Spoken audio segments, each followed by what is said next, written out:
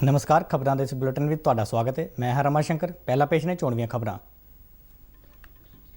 पंजाब के मुख्यमंत्री कैप्टन अमरिंदर सिंह वल्लों वित्त महकमे नूं झोने की खरीद संबंधी सारे इंतजाम समा रहिंदिआं यकीनी बनाउण की हदायत। कोविड-19 महामारी के मद्देनज़र सूबे विच होर मंडियां स्थापित करने लई मुख सकत्तर नूं दित्ते निर्देश। पंजाब के समाजिक न्याय मंत्री धर्मसोत ने कहा है कि फर्जी अनुसूचित जाति सर्टिफिकेटां के आधार पर लाभ लैण वालियां विरुद्ध कानूनी कार्रवाई की जाएगी।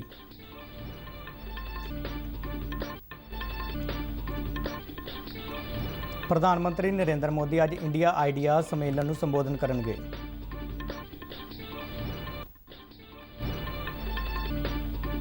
कोविड-19 महामारी के मद्देनज़र इस वरे होने वाली सालाना श्री अमरनाथ गुफा की यात्रा रद्द।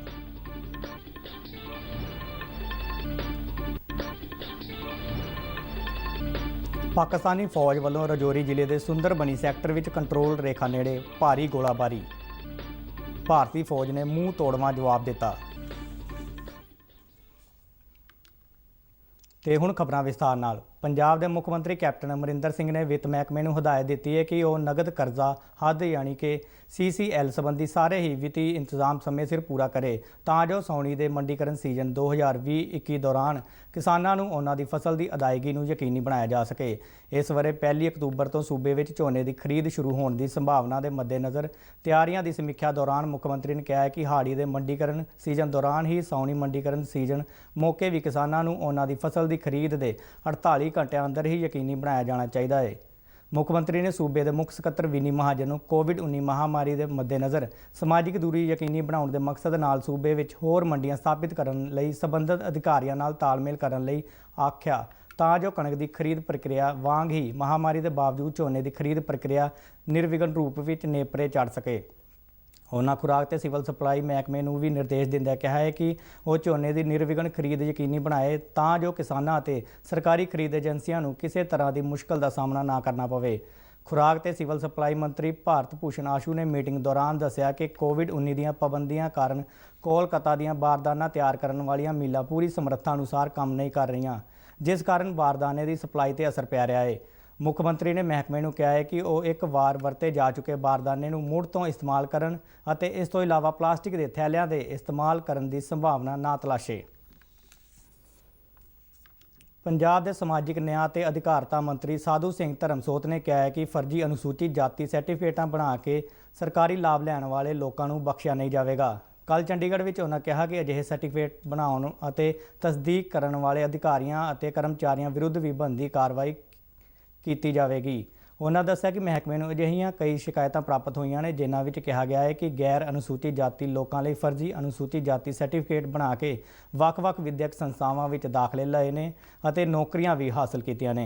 उन्होंने कहा कि अजिहे मामलों की पड़ताल की जाएगी अते दोषी पाए जाने वाले व्यक्तियों विरुद्ध सख्त कानूनी कार्रवाई की जाएगी। उन्होंने कहा कि इन्हां मामलों की पड़ताल लई अधिकारियों की ड्यूटी लगा दी गई है। प्रधानमंत्री नरेंद्र मोदी अज तो शुरू होने वाले 2 रोज़ा इंडिया आइडियाज़ शिखर सम्मेलन नूं संबोधन करनगे। इस शिखर सम्मेलन की मेज़बानी अमरीका भारत व्यापार परिषद वालों आयोजित किए जा रहे इस शिखर सम्मेलन का इस साल का विषय बेहतर भविख का निर्माण है। यह शिखर सम्मेलन परिषद के गठन की 45वीं वर्षगांठ पर मनाया जा रहा है। इस वर्चुअल शिखर सम्मेलन में भारत और अमरीका दी सरकारां दे नीति घाड़े कारोबारी दुनिया और समाज के प्रमुख आगू भी हिस्सा लैणगे। सम्मेलन के होर प्रमुख बुलारियां विच विदेश मंत्री डॉक्टर S जयशंकर, अमरीकी विदेश मंत्री माइक पोम्पियो, संयुक्त राष्ट्र विच अमरीकी राजदूत निक्की होली शामिल ने। सम्मेलन दौरान भारत अमरीका सहयोग और कोविड-19 महामारी के मद्देनज़र मौजूदा और बाद के समय में दोहां देशों विचाले आपसी संबंधों के भविख समेत कई होर विषयों पर विचार वटांदरा किए जाने की संभावना है। श्री अमरनाथ गुफा बोर्ड ने इस वरे होने वाली श्री अमरनाथ गुफा की यात्रा रद्द कर दी है। सालाना अमरनाथ यात्रा रद्द करने संबंधी फैसला केंद्र शासित प्रदेश जम्मू कश्मीर के उप राज्यपाल और गुफा बोर्ड के चेयरमैन GC मुर्मू की प्रधानगी हेठ हुई एक मीटिंग में लिया गया। यह यात्रा रद्द करने संबंधी जानकारी दिंदे जम्मू कश्मीर के एक बुलारे ने कहा है कि यह फैसला कोविड-19 महामारी के मामलों में वाधा होने के मद्देनज़र लिया गया है। उप राज्यपाल मुर्मू की प्रधानगी हेठ गुफा बोर्ड की कल हुई 39वीं मीटिंग में यात्रा शुरू करन जां ना करन के मुद्दे ते काफ़ी देर तक चर्चा किए जाने तो बाद यात्रा रद्द करने का फैसला किया गया है। ਬੋਰਡ ਵੱਲੋਂ ਜਾਰੀ ਕੀਤੇ ਗਏ ਇੱਕ ਬਿਆਨ ਵਿੱਚ ਕਿਹਾ ਗਿਆ ਹੈ ਕਿ ਕੋਵਿਡ-19 ਮਹਾਮਾਰੀ ਕਾਰਨ ਸੂਬੇ ਵਿੱਚ ਪੈਦਾ ਹੋਏ ਹਾਲਾਤ ਨੂੰ ਦੇਖਦਿਆਂ ਭਾਰੀ ਮਨ ਨਾਲ ਇਸ ਵਰੇ ਯਾਤਰਾ ਸ਼ੁਰੂ ਨਾ ਕਰਨ ਦਾ ਫੈਸਲਾ ਲੈਣਾ ਪਿਆ ਹੈ। ਗੁਫਾ ਬੋਰਡ ਦੇ ਸਾਰੇ ਹੀ ਮੈਂਬਰ ਵੀਡੀਓ ਕਾਨਫਰੰਸ ਰਾਹੀਂ ਇਸ ਬੈਠਕ ਨਾਲ ਜੁੜੇ ਰਹੇ।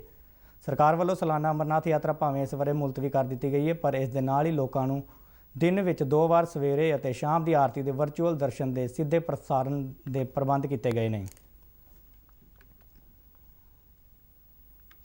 ਭਾਰਤੀ ਹਵਾਈ ਫੌਜ ਦੇ ਕਮਾਂਡਰਾਂ ਦੀ 3 ਰੋਜ਼ਾ ਕਾਨਫਰੰਸ ਅੱਜ ਤੋਂ 24 ਜੁਲਾਈ ਤੱਕ ਦਿੱਲੀ ਵਿਖੇ ਸਥਿਤ ਵਾਯੂ ਭਵਨ ਵਿੱਚ ਹੋਵੇਗੀ। ਇਸ ਕਾਨਫਰੰਸ ਦਾ ਥੀਮ ਅਗਲੇ ਦਹਾਕੇ ਵਿੱਚ ਭਾਰਤੀ ਹਵਾਈ ਫੌਜ ਤੇ ਆਧਾਰਿਤ ਹੋਵੇਗਾ। ਭਾਰਤੀ ਹਵਾਈ ਫੌਜ ਦੇ ਇੱਕ ਬੁਲਾਰੇ ਨੇ ਨਵੀਂ ਦਿੱਲੀ ਵਿੱਚ ਦੱਸਿਆ ਹੈ ਕਿ ਰੱਖਿਆ ਮੰਤਰੀ ਰਾਜਨਾਥ ਸਿੰਘ ਵੱਲੋਂ ਇਸ ਕਾਨਫਰੰਸ ਦਾ ਉਦਘਾਟਨ ਕੀਤੇ ਜਾਣ ਦੀ ਸੰਭਾਵਨਾ ਹੈ। ਕਾਨਫਰੰਸ ਦੇ ਉਦਘਾਟਨ ਮੌਕੇ ਰੱਖਿਆ ਸਕੱਤਰ ਅਤੇ ਰੱਖਿਆ ਉਤਪਾਦਨ ਸਕੱਤਰ ਵੀ ਮੌਜੂਦ ਰਹਿਣ ਦੀ ਸੰਭਾਵਨਾ ਜਤਾਈ ਗਈ ਹੈ। ਇਸ ਕਾਨਫਰੰਸ ਦੀ ਪ੍ਰਧਾਨਗੀ ਭਾਰਤੀ ਹਵਾਈ ਫੌਜ ਦੇ ਮੁਖੀ 에ਅਰ ਚੀਫ ਮਾਰਸ਼ਲ RKS ਭਦੌੜੀਆ ਕਰਨਗੇ।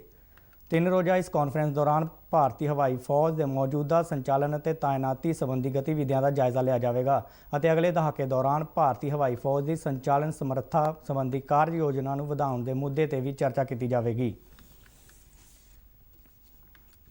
ਮਨੁੱਖੀ ਵਸੀਲਿਆਂ ਦੇ ਵਿਕਾਸ ਬਾਰੇ ਮੰਤਰੀ ਰਮੇਸ਼ ਪੋਖਰਿਆਲ ਨਿਸ਼ੰਕ ਨੇ ਕਿਹਾ ਹੈ ਕਿ ਸਰਕਾਰ ਇਸ ਗੱਲ ਨੂੰ ਯਕੀਨੀ ਬਣਾਵੇਗੀ ਕਿ JEE ਦੀ ਮੁੱਖ ਪ੍ਰੀਖਿਆ ਅਤੇ NDA ਦੀ ਦਾਖਲਾ ਪ੍ਰੀਖਿਆ ਦੀਆਂ ਤਰੀਕਾਂ ਵਿੱਚ ਇੱਕ ਦੂਜੇ ਦੇ ਆੜੇ ਨਾ ਆਉਣ। ਉਹਨਾਂ ਕਿਹਾ ਕਿ ਇਹਨਾਂ ਦੋਹਾਂ ਪ੍ਰੀਖਿਆ ਦੀ ਤਰੀਕਾਂ ਨੂੰ ਲੈ ਕੇ ਵਿਦਿਆਰਥੀਆਂ ਵੱਲੋਂ ਕਈ ਬੇਨਤੀਆਂ ਵੀ ਪ੍ਰਾਪਤ ਹੋਈਆਂ ਨੇ ਅਤੇ ਇਸ ਮੁੱਦੇ ਤੇ ਵਿਚਾਰ ਕੀਤਾ ਜਾ ਰਿਹਾ ਹੈ ਕਿ ਇਹ ਪ੍ਰੀਖਿਆਵਾਂ ਅਲੱਗ-ਅਲੱਗ ਤਰੀਕਾਂ ਤੇ ਹੀ ਰੱਖੀਆਂ ਜਾਣ। ਉਹਨਾਂ ਕਿਹਾ ਕਿ ਵਿਦਿਆਰਥੀਆਂ ਨੂੰ ਇਹਨਾਂ ਦੋਨਾਂ ਪ੍ਰੀਖਿਆਵਾਂ ਦੀਆਂ ਤਰੀਕਾਂ ਨੂੰ ਲੈ ਕੇ ਘਬਰਾਉਣ ਦੀ ਕੋਈ ਲੋੜ ਨਹੀਂ ਹੈ। ਉਹਨਾਂ ਕਿਹਾ ਕਿ ਰਾਸ਼ਟਰੀ ਪ੍ਰੀਖਿਆ ਏਜੰਸੀ ਦੇ ਡਾਇਰੈਕਟਰ ਜਨਰਲ ਨੂੰ ਇਹ ਯਕੀਨੀ ਬਣਾਉਣ ਲਈ ਕਿਹਾ ਗਿਆ ਹੈ ਕਿ ਉਹ ਇਹਨਾਂ ਦੋਨਾਂ ਪ੍ਰੀਖਿਆਵਾਂ ਦੀਆਂ ਤਰੀਕਾਂ ਇਸ ਢੰਗ ਨਾਲ ਤੈਅ ਕਰਨ ਕਿ ਤਰੀਕ ਤੇ ਇੱਕ ਹੀ ਪ੍ਰੀਖਿਆ ਹੋਵੇ। ਜੰਮੂ ਕਸ਼ਮੀਰ ਦੇ ਰਾਜੌਰੀ ਜ਼ਿਲ੍ਹੇ ਦੇ ਨੌਸ਼ਹਿਰਾ ਸੈਕਟਰ ਵਿੱਚ ਇੱਕ ਬਾਰੂਦੀ ਸੁਰੰਗ ਵਿੱਚ ਹੋਏ ਧਮਾਕੇ ਕਾਰਨ ਭਾਰਤੀ ਫੌਜ ਦੇ 2 ਜਵਾਨ ਜ਼ਖਮੀ ਹੋ ਗਏ ਨੇ। ਫੌਜ ਦੇ ਇੱਕ ਬੁਲਾਰੇ ਨੇ ਦੱਸਿਆ ਹੈ ਕਿ ਇਹ ਘਟਨਾ ਕਲਾਲ ਸਥਿਤ ਚੌਕੀ ਤੇ ਹੋਈ। ਜ਼ਖਮੀ ਜਵਾਨਾਂ ਵਿੱਚੋਂ ਇੱਕ ਨੂੰ ਰਾਜੌਰੀ ਜ਼ਿਲ੍ਹੇ ਦੇ ਸੈਨਿਕ ਹਸਪਤਾਲ ਵਿੱਚ ਅਤੇ ਦੂਜੇ ਨੂੰ ਉਧਮਪੁਰ ਦੇ ਸੈਨਿਕ ਹਸਪਤਾਲ ਵਿੱਚ ਦਾਖਲ ਕਰਵਾਇਆ ਗਿਆ ਹੈ। ਇਸ ਦੌਰਾਨ ਜੰਮੂ ਕਸ਼ਮੀਰ ਦੇ ਰਾਜੌਰੀ ਜ਼ਿਲ੍ਹੇ ਦੇ ਸੁੰਦਰਬਨੀ ਸੈਕਟਰ ਵਿੱਚ ਕੰਟਰੋਲ ਰੇਖਾ ਨੇੜੇ ਪਾਕਿਸਤਾਨ ਵੱਲੋਂ ਗੋਲੀਬੰਦੀ ਦੀ ਉਲੰਘਣਾ ਕਰਦਿਆਂ ਭਾਰੀ ਗੋਲਾਬਾਰੀ ਕੀਤੀ ਗਈ। ਰੱਖਿਆ ਮੰਤਰਾਲਾ ਦੇ ਜਨਸੰਪਰਕ ਅਧਿਕਾਰੀ ਕਰਨਲ ਦਵਿੰਦਰ ਆਨੰਦ ਨੇ ਦੱਸਿਆ ਕਿ ਪਾਕਿਸਤਾਨ ਵੱਲੋਂ ਕੱਲ੍ਹ ਸ਼ਾਮ ਨੂੰ ਗੋਲੀਬਾਰੀ ਦੀ ਕੀਤੀ ਗਈ ਜਿਸ ਦਾ ਭਾਰਤੀ ਫੌਜ ਨੇ ਮੂੰਹ ਤੋੜਵਾਂ ਜਵਾਬ ਦਿੱਤਾ। ਉਧਰ ਫੌਜ, ਪੁਲਿਸ ਅਤੇ CRPF ਦੀ ਸਾਂਝੀ ਟੀਮ ਨੇ ਬਡਗਾਮ ਜ਼ਿਲ੍ਹੇ ਦੇ ਪਖੇਰਾਪੁਰਾ ਖੇਤਰ ਵਿੱਚ 3 ਅੱਤਵਾਦੀਆਂ ਨੂੰ ਗ੍ਰਿਫਤਾਰ ਕੀਤਾ ਹੈ। ਇਹਨਾਂ ਕੋਲੋਂ ਇੱਕ AK-47 ਤੇ 20 ਕਾਰਤੂਸ, 2 ਡੈਟੋਨੇਟਰ ਅਤੇ ਅੱਤਵਾਦੀ ਜਥੇਬੰਦੀ ਹਿਜ਼ਬੁਲ ਮੁਜਾਹਿਦੀਨ ਦੇ ਕੁਝ ਪੋਸਟਰ ਬਰਾਮਦ ਹੋਏ ਨੇ। ਜੰਮੂ ਕਸ਼ਮੀਰ ਦੇ ਰਿਆਸੀ ਜ਼ਿਲ੍ਹੇ ਵਿੱਚ ਹੋਏ ਇੱਕ ਸੜਕ ਹਾਦਸੇ ਦੌਰਾਨ 3 ਵਿਅਕਤੀਆਂ ਦੀ ਮੌਤ ਹੋ ਗਈ। ਰਿਆਸੀ ਦੇ SSP ਨੇ ਦੱਸਿਆ ਹੈ ਕਿ ਇੱਕ ਬਿਨਾਂ ਨੰਬਰ ਦੀ ਗੱਡੀ ਬਦਰ ਤੋਂ ਮਾਹੌਰ ਜਾ ਰਹੀ ਸੀ ਕਿ ਬੱਗਾ ਮੋੜ ਨੇੜੇ ਸੜਕ ਤੋਂ ਫਿਸਲ ਕੇ 500 ਮੀਟਰ ਡੂੰਘੀ ਖੱਡ ਵਿੱਚ ਜਾ ਡਿੱਗੀ। ਉਹਨਾਂ ਦੱਸਿਆ ਕਿ 2 ਵਿਅਕਤੀਆਂ ਦੀ ਮੌਕੇ ਤੇ ਹੀ ਮੌਤ ਹੋ ਗਈ ਜਦਕਿ ਤੀਸਰੇ ਵਿਅਕਤੀ ਨੇ ਮਾਹੌਰ ਦੇ ਹਸਪਤਾਲ ਵਿੱਚ ਦਮ ਤੋੜ ਦਿੱਤਾ। ਕੋਲੰਬੀਆ ਦੇ ਇੱਕ ਸੈਨਿਕ ਹੈਲੀਕਾਪਟਰ ਦੇ ਹਾਦਸਾਗ੍ਰਸਤ ਹੋਣ ਨਾਲ 9 ਵਿਅਕਤੀਆਂ ਦੀ ਮੌਤ ਹੋ ਗਈ ਹੈ ਅਤੇ 6 ਹੋਰ ਜ਼ਖਮੀ ਹੋ ਗਏ ਨੇ। ਕੋਲੰਬੀਆ ਦੇ ਇੱਕ ਫੌਜੀ ਬੁਲਾਰੇ ਨੇ ਬੋਗੋਟਾ ਵਿੱਚ ਦੱਸਿਆ ਹੈ ਕਿ ਕੱਲ੍ਹ ਇਸ ਹਾਦਸੇ ਦਾ ਸ਼ਿਕਾਰ ਹੋਏ ਹੈਲੀਕਾਪਟਰ ਵਿੱਚ ਕੋਲੰਬੀਆ ਦੀ ਨੈਸ਼ਨਲ ਆਰਮੀ ਦੇ 17 ਮੈਂਬਰ ਸਵਾਰ ਸਨ, ਜਿਨ੍ਹਾਂ ਵਿੱਚੋਂ 2 ਮੈਂਬਰ ਲਾਪਤਾ ਨੇ। ਬੁਲਾਰੇ ਨੇ ਇਹ ਵੀ ਦੱਸਿਆ ਹੈ ਕਿ ਜ਼ਖਮੀਆਂ ਨੂੰ ਨੇੜਲੇ ਹਸਪਤਾਲ ਇਲਾਜ ਲਈ ਲਿਜਾਇਆ ਗਿਆ ਹੈ ਜਦਕਿ ਇੱਕ ਵਿਸ਼ੇਸ਼ ਬਚਾਅ ਟੀਮ ਲਾਪਤਾ ਹੋਏ 2 ਮੈਂਬਰਾਂ ਦੀ ਤਲਾਸ਼ ਕਰ ਰਹੀ ਹੈ।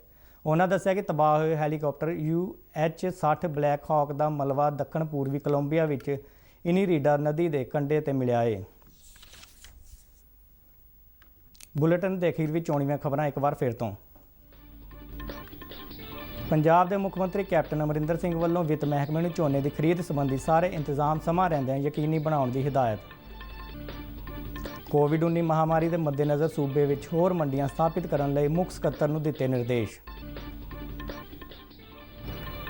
ਪੰਜਾਬ ਦੇ ਸਮਾਜਿਕ ਨਿਆਂ ਮੰਤਰੀ ਧਰਮਸੋਤ ਨੇ ਕਿਹਾ ਹੈ ਕਿ ਫਰਜ਼ੀ ਅਨੁਸੂਚਿਤ ਜਾਤੀ ਸਰਟੀਫਿਕੇਟਾਂ ਦੇ ਆਧਾਰ ਤੇ ਲਾਭ ਲੈਣ ਵਾਲਿਆਂ ਵਿਰੁੱਧ ਕਾਨੂੰਨੀ ਕਾਰਵਾਈ ਕੀਤੀ ਜਾਵੇਗੀ। ਪ੍ਰਧਾਨ ਮੰਤਰੀ ਨਰਿੰਦਰ ਮੋਦੀ ਅੱਜ ਇੰਡੀਆ ਆਈਡੀਆਜ਼ ਸੰਮੇਲਨ ਨੂੰ ਸੰਬੋਧਨ ਕਰਨਗੇ। ਕੋਵਿਡ-19 ਮਹਾਮਾਰੀ ਦੇ ਮੱਦੇਨਜ਼ਰ ਇਸ ਵਰੇ ਹੋਣ ਵਾਲੀ ਸਾਲਾਨਾ ਸ਼੍ਰੀ ਅਮਰਨਾਥ ਗੁਫਾ ਦੀ ਯਾਤਰਾ ਰੱਦ। ਪਾਕਿਸਤਾਨੀ ਫੌਜ ਵੱਲੋਂ ਰਾਜੌਰੀ ਜ਼ਿਲ੍ਹੇ ਦੇ ਸੁੰਦਰਬਨੀ ਸੈਕਟਰ ਵਿੱਚ ਕੰਟਰੋਲ ਰੇਖਾ ਨੇੜੇ ਭਾਰੀ ਗੋਲਾਬਾਰੀ। ਭਾਰਤੀ ਫੌਜ ਨੇ ਮੂੰਹ ਤੋੜਵਾਂ ਜਵਾਬ ਦਿੱਤਾ। ਇਸ ਦੇ ਨਾਲ ਹੀ ਖਬਰਾਂ ਦਾ ਇਹ ਬੁਲੇਟਿਨ ਖਤਮ ਹੁੰਦਾ ਹੈ। ਨਮਸਕਾਰ।